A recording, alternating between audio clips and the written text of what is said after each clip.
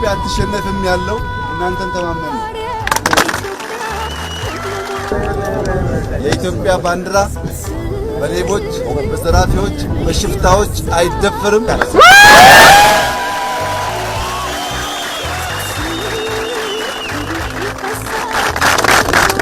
ባንዲራ ሕይወታችሁ እስካለች ጠብቋት።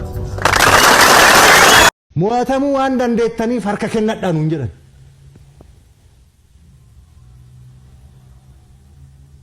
ወራ አራት ሞተሙ አንድ እንዴተኒ ፈርከ ከነዳ እንጀራን ቴሌቪዥኒ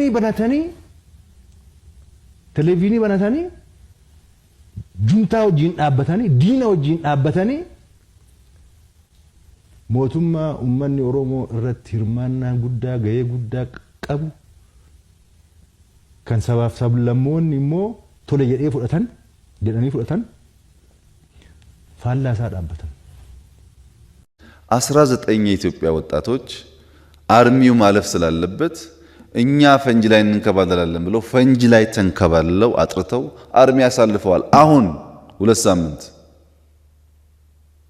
ራሱን ሰጥቶ ሀገሩን ለመታደግ የሚፈልግ ኃይል አለ። አሁን ጀግኖች አሉ።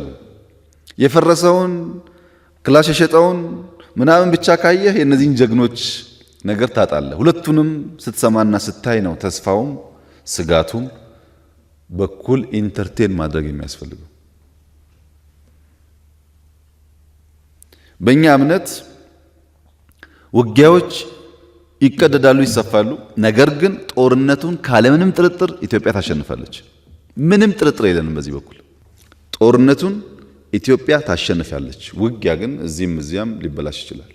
ውጊያ የሚበላሽበት በጣም ብዙ ፋክተሮች ስላሉ ሁሉም ደግሞ ጠያቂ መከላከያ ምን እያደረገ ነው የሚል ጎረምሳ ለምን ሄዶ አያደርግም?